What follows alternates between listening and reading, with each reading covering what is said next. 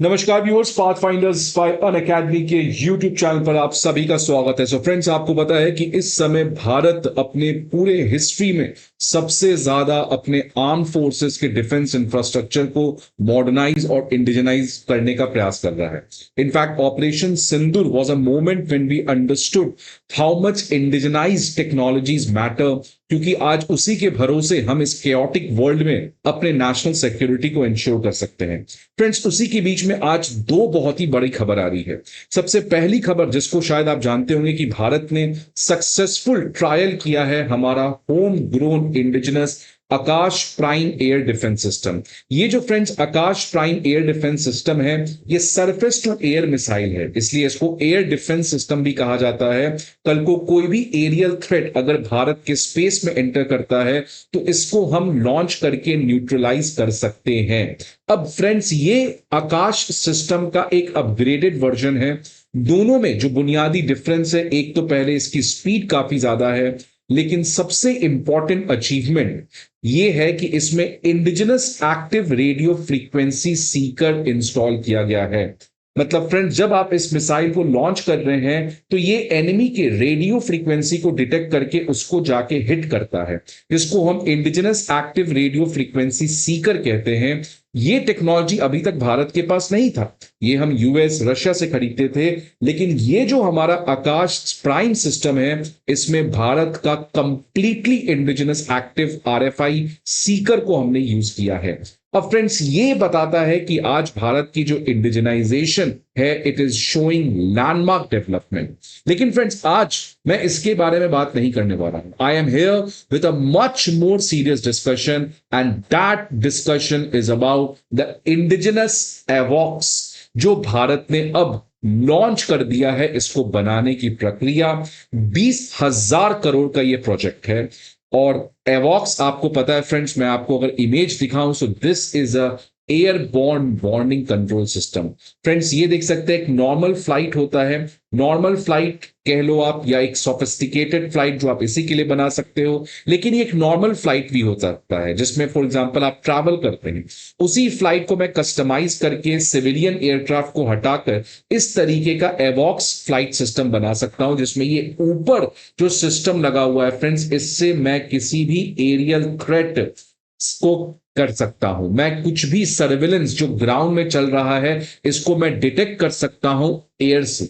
मतलब friends, simply इसका objective है कि आसमान से कैसे मैं उन तमाम गतिविधियों को ट्रैक कर सकूं जो स्पेस में चल रहा है या ग्राउंड में चल रहा है। मतलब हर तरीके का मैं एनिमी के ऊपर सर्विलेंस को कर सकता हूं। लेकिन अगेन, दुर्भाग्यपूर्ण बात है फ्रेंड्स कि इस समय भारत जो है वो अपने मेजर एवॉक्स सिस्टम के लिए इंपोर्ट डिपेंडेंट है, खासकर ब्राजील से ये हम चीजें खरीदते हैं। लेकिन फ्रेंड्स, कुछ दिन पहले आपको पता है कि ब्राजील ने भारत को एक बहुत बड़ा झटका दिया था, क्योंकि ब्राजील के हिसाब से भारत का जो डिफेंस इंफ्रास्ट्रक्चर है वो उतना रोबुस्ट नहीं है। टर्की बहुत खुश भी हुआ था इस समाचार में। तो फ्रेंड्स, भारत ने खुद रिटेलिएट किया और अब भारत ने कहा है कि हम ब्राजील के अवॉक्स सिस्टम को नहीं खरीदेंगे, रादर भारत अपना खुद का indigenous airborne warning and control system एवॉक्स सिस्टम को बनाने जा रहा है, जो कि टोटल लागत 20,000 करोड़ का प्रोजेक्ट है। और इससे भारत का जो एयरफोर्स है और हमारा जो डिफेंस सेक्टर है, इन दोनों के लिए काफी सिग्निफिकेंट एडवांसमेंट देखने को मिल सकता है। So friends, here it is the airborne warning and control system, जो इस समय भारत जो है वो मैक्सिमम ब्राजील से खरीदता है। लेकिन अब भारत वर्ल्ड का सबसे एडवांस्ड अवॉक्स सिस्टम कंप्लीटली इंडिजिनस बनाने जा रहा है। फ्रेंड्स, ये जो अवॉक्स इंडिया प्रोग्राम है, airborne warning and control system program, इसको नेत्रा MK2 भी कहा जाता है, जो upgraded form of Netra MK1 है। फ्रेंड्स, इसमें जो 6 एयरबस 321 एयरक्राफ्ट जो इस समय एयर इंडिया के पास है, जिसको इंडियन एयरफोर्स ने पहले ही एक्वायर कर रखा है, तो ये जो एयरबस A321 एयरक्राफ्ट है, इसको कस्टमाइज करके इस तरीके का एवॉक्स सिस्टम जो है इसके ऊपर इंस्टॉल किया जाएगा, जिसकी टोटल कीमत, जैसे मैंने पहले भी कहा, 20,000 करोड़ है।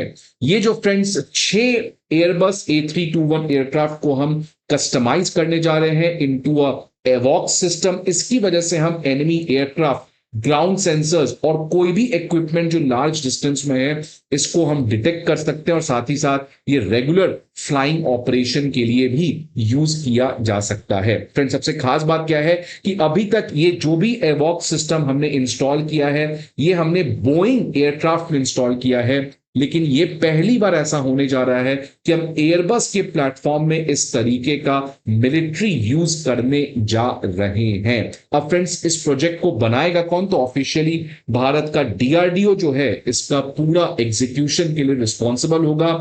इसमें एयरबस के फ्लाइट्स यूज किए जाएंगे और जो भारत के प्राइवेट सेक्टर की तरफ से सबसे अहम भूमिका निभाने वाला है वो है अदानी डिफेंस। तो फ्रेंड्स, ये पब्लिक प्राइवेट पार्टनरशिप है और साथ ही साथ इसमें फॉरेन सिस्टम को भी स्टेक होल्डर बनाया गया है। अगर मैं टाइमलाइन की बात करूं फ्रेंड्स, तो सबसे सरप्राइजिंग है कि एक नॉर्मल एवॉक सिस्टम को बनाने में 5 साल लगते हैं, बट इसका टाइमलाइन मात्र 3 साल है। मतलब सबसे पहला इस तरीके का ऑपरेशनल एयरक्राफ्ट इंडियन एयरफोर्स के पास हो जाएगा बाय 2026 टू 2027। अब फ्रेंड्स, क्यों ये एक बहुत ही इंपॉर्टेंट डेवलपमेंट है? जैसे मैंने पहले भी कहा कि इस समय भारत अपने एवॉक्स प्लेटफॉर्म के लिए ब्राजील पे बहुत ज्यादा डिपेंडेंट है।